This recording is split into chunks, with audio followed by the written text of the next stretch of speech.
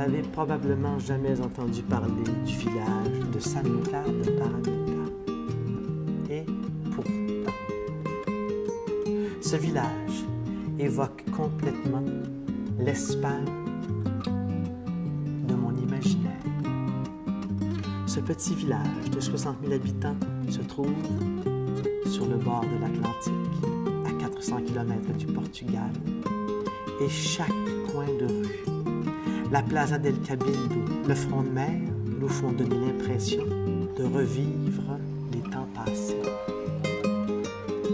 Je me promènerai donc à la découverte du vinaigre de Diez, du marché à la criée, des tapas aux fruits de mer, et évidemment de la rencontre avec la nature dans un immense parc protégé. Ce village, je suis convaincu, vous donnera envie de revenir une autre fois en Espagne, de San Lucar.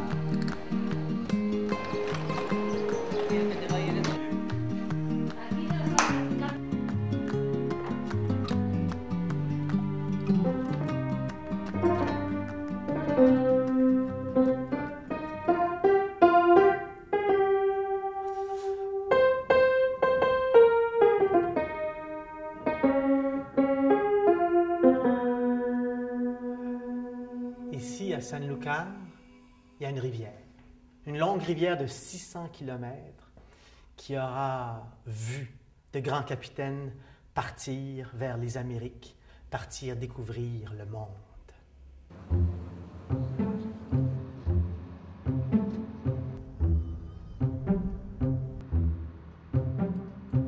Un grand moment va arriver dans quelques instants.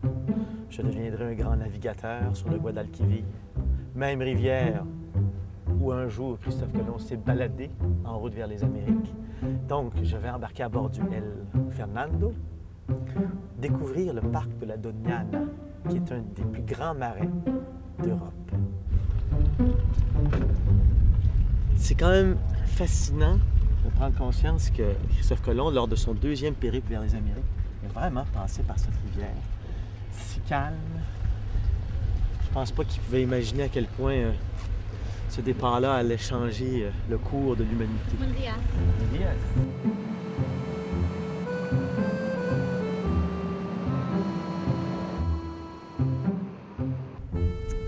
Nous avons donc ici évidemment le village de San Lucar qui est à ma droite. Sur la rive gauche, ici on a évidemment le parc qui débute à l'instant de la Doñana.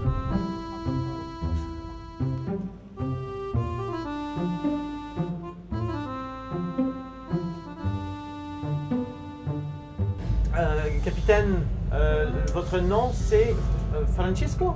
Francisco. Alors, c'est Paco. Mais Francis, so Paco. Ah. Paco, encore une fois. Encantado. J'ai l'impression qu'en Espagne, il n'y a que des Juan et des Paco.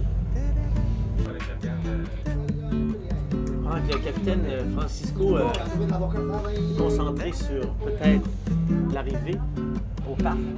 Il m'a expliqué quelque chose d'intéressant. Alors, quand deux personnes ont le même prénom ici, au lieu de se nommer entre le même prénom, au lieu de lui dire Francis, on se nomme Tocayo. Ça règle le problème. Oye, Tocayo, estamos llegando. Sí. Ah, papi.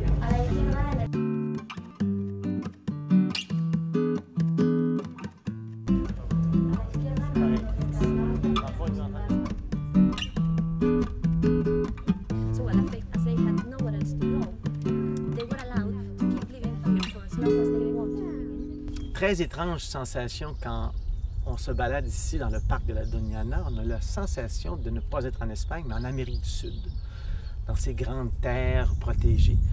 Bien, pour vous raconter un peu le contexte, ici, c'est un grand territoire de chasse. Alors, la famille royale, les grandes familles riches venaient ici. C'est un endroit merveilleux pour chasser, évidemment. Et il y avait quand même des petites familles qui habitaient, de petits villages, qui habitaient ces huttes. Et un jour, en 69, le gouvernement a dit « Allez, on interdit la chasse, ça devient un territoire protégé. » Mais là, il reste, je pense, une ou deux familles qui viennent se promener, qui peuvent même dormir ici quelquefois, mais sauf que ça, c'est l'exception. Pour le reste, on protège et on laisse la nature vivre et suivre son cours.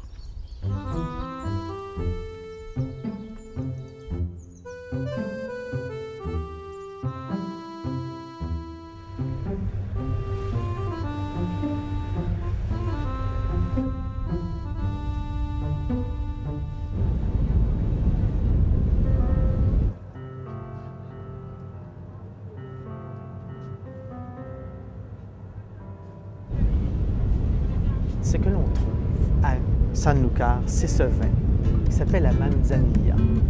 Dans une émission précédente, je vous ai parlé du Jerez, le sherry. Alors ce vin-ci, la différence, c'est que la vigne est dans un microclimat qui est entre l'océan Atlantique et la rivière Guadalquivir, qui est très, très salée. Parce que c'est une rivière très salée, bien, on goûte le sel. Alors quand on parle que le terroir influence le goût du vin, ça goûte un peu plus salé, donc avec la crevette, avec le fruit de mer, c'est un vin magnifique à déguster. Et ce vin s'appelle la Gitana. Pas attirant, ça, rien qu'un peu. Et le plaisir de découvrir ce parc et de pouvoir déguster le vin en même temps, ça, là, c'est le bonheur.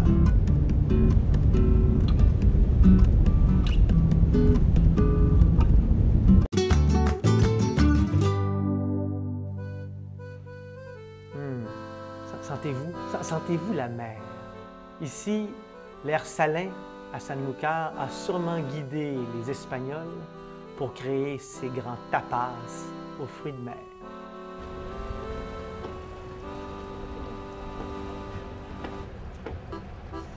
Évidemment, pour pouvoir déguster tous ces tapas à base de poissons et de fruits de mer, bien, ça prend un port de pêche. Ici à Sanlúcar, c'est justement un très grand port de pêche.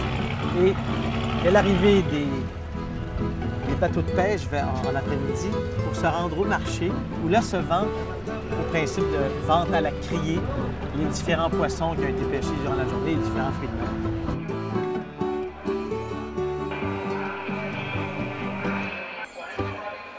Alors, ces poissons vont prendre la direction de la ville de Cadiz, de Jerez de la Frontera.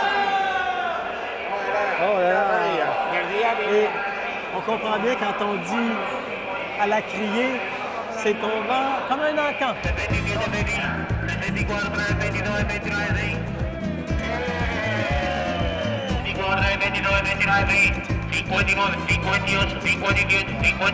C'est comme un vent de poisson. Dès que la peine est faite, tout le monde arrive à venir faire les achats.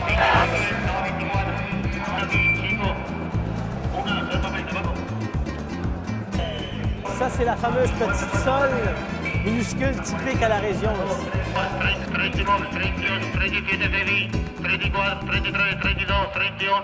Après une aussi intense vente à la criée, autour de 4h, 5h l'après-midi, pas de mieux pour se reposer qu'une siesta au bord de la mer.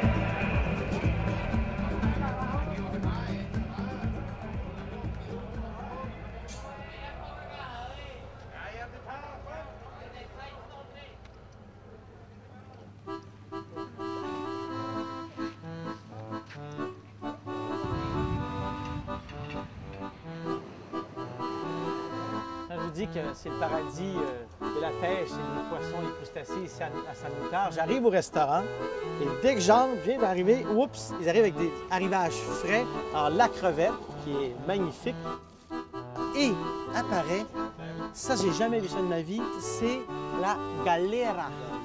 Galera. Regardez-moi ça, c'est particulier, c'est plus plat. Faire une soupe de galera, c'est typique à la région ici.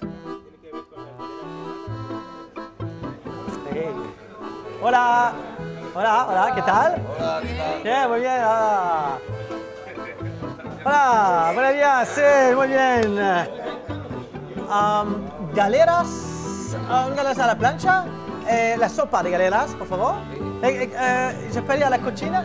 Allez voir. Oh, si, je vais aller à la cuisine voir comment ça se cuisine, que c'est galeras. On va voir ça. Chef Antonio? Galeras a la plancha, por favor. Alors, on met le sel sur la plaque et ça y est. La galeras qui était, qui on voit encore qui est bien vivante, qui sera saisie. Cuisson simple. Antonio, il y a une autre façon de préparer Galera, c'est une soupe. La soupe, c'est de l'oignon, de la tomate, du piment, du bouillon de fruits de mer, de la Galera, du pain dur. Tout est là. Très bon. Délicieux. Dégustation de la Galera. Et la raison pour laquelle on appelle ça Galera comme galère, on les voit bien quand elles sont vivantes. Chaque petite branchie en dessous là, donne l'impression, comme les galères romaines, de toutes ces personnes qui ramaient. Alors c'est très très particulier. Moi je donne une autre explication, c'est que manger ça, c'est la galère. Vous avez vu comme ça se fait bien quand on le sait. Ah!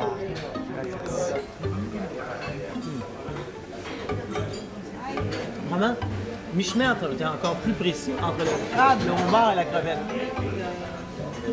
Oh là là, gracias. La cagna, hein, la bière qui accompagne les premiers tapas de la journée. Ben après le plaisir de déguster les galeras, allons maintenant poursuivre la tournée des tapas à la Plaza del Cabildo. Adios!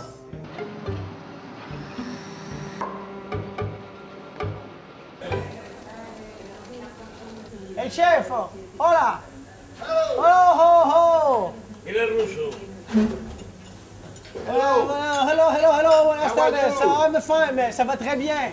Ça va très bien! Ça, c'est le chef, le super chef de cuisine. Camarones fritos? Sí, camarones fritos. Boqueron, pas camaron.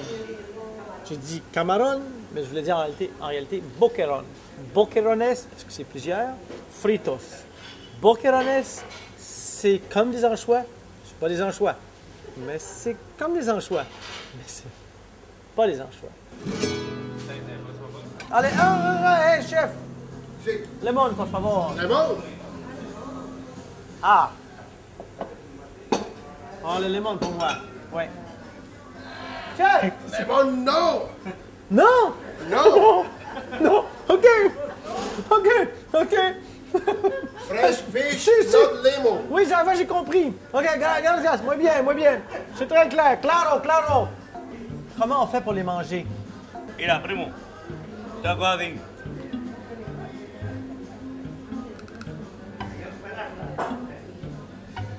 On enlève la tête, puis on mange le reste. Ahí, ¿eh? C'est vraiment bon. Boquerones. Y esto que viene ahí. C'est pas des anchois. Comment c'est... Almejas. Almejas.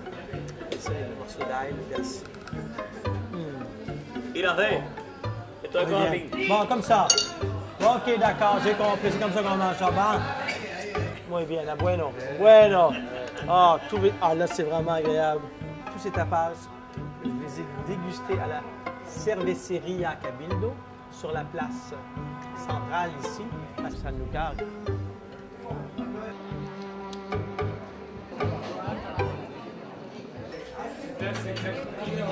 Troisième restaurant bar à tapas. Je suis maintenant à la Casa Balduino. Et c'est reparti.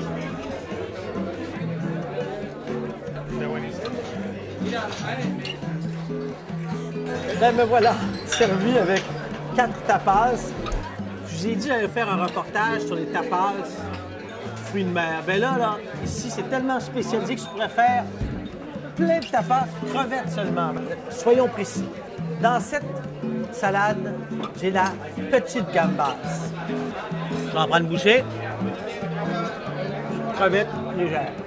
De la gambas, l'agostinos, qui est une grosse crevette délicieuse. Et là, la petite tortilla à la camaronaise. Alors, camaronaise, ce sont de minuscules crevettes. C'est facile à digérer. Facile. faut juste faire la siesta.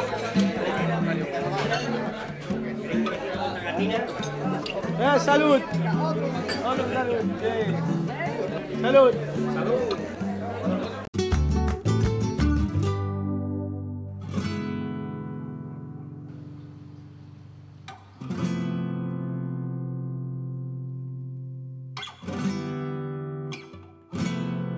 Alors, à mes côtés, Inge, de cette maison où on élabore le vinaigre de Jerez, le vinaigre de Xérès. Et ça me fait grand plaisir parce que je ne connais rien au vinaigre de Jerez.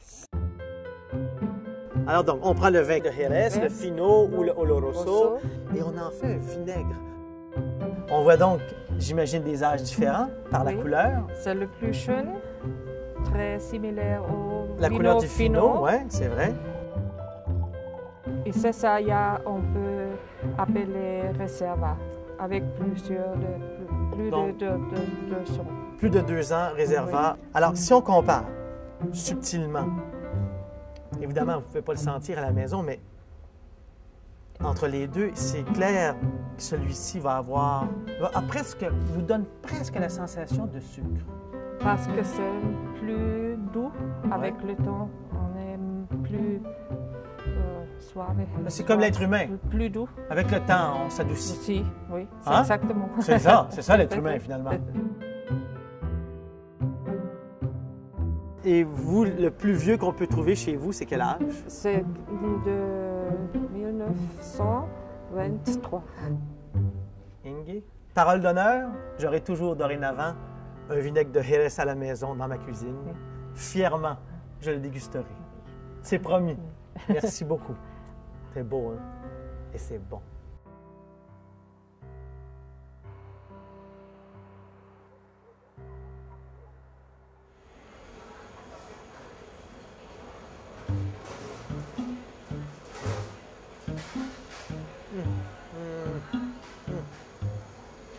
Oh! Oh, oh, oh, oh! Écoutez, excusez-moi, parce que là, je viens de découvrir quelque chose ici à Sanlúcar assez unique. Regardez ça. C'est une orange, gelée à l'intérieur, c'est du sorbet. Ça fait tellement bien quand on a une journée chaude, c'est tellement rafraîchissant. Là, je me demande vraiment, ça vient d'où ça? Alors, je vais trouver.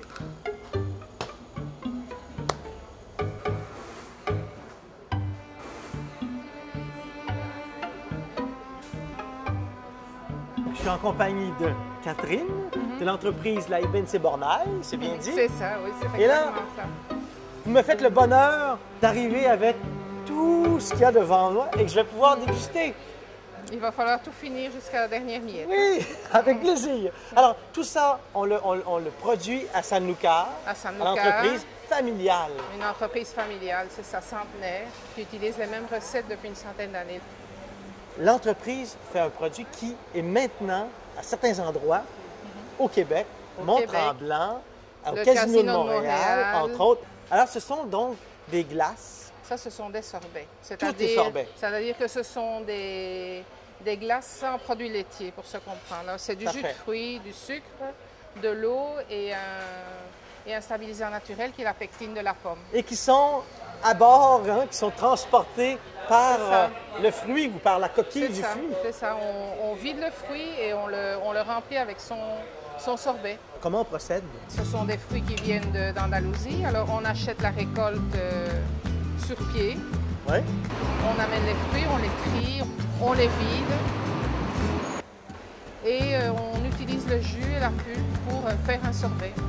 Et on les congèle, on fait le sorbet et puis Ouais. on remplit les fruits. Regardez-moi ça. Aucun gras, que du jus d'orange, un petit peu de sucre. Naranja!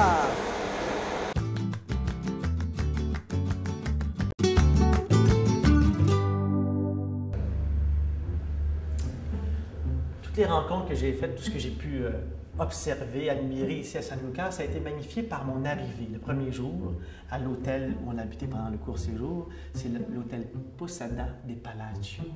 Alors, regardez bien.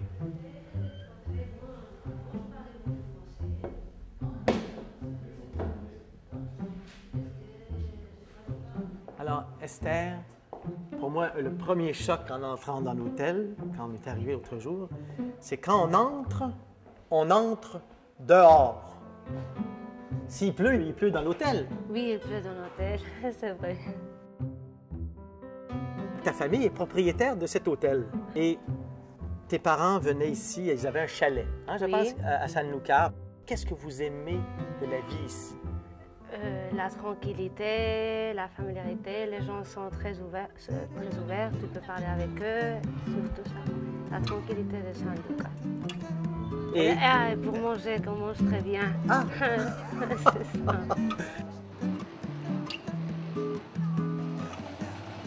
quand on arrive à l'hôtel ici, on est en voyage dans un voyage. Tous les instants où on sera à l'hôtel, on aura l'impression de vivre intensément en Espagne. C'est un décor parfait. Oui, c'est très familier après. Chaque chambre, chaque pièce est très différente. Oui, c'est l'intention de ne faire pas un hôtel typique hôtel qui n'est pas son personnalité. Oui, exactement. C'est très ça, réussi. l'intention. Je vais te montrer où nous sommes endormis.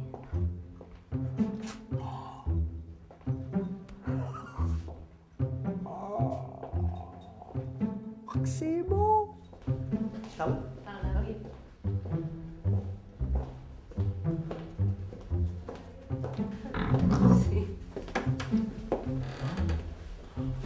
C'est très joli.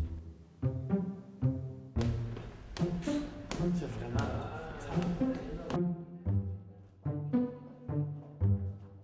Bien sûr, en Andalousie, il faut voir ces grandes dames que sont Séville, Granada, Jerez, Cadiz. Et il faut aussi se laisser aller à la découverte de petits trésors, comme la ville de Sanlúcar de Barrameda. Au revoir, adios, hasta luego.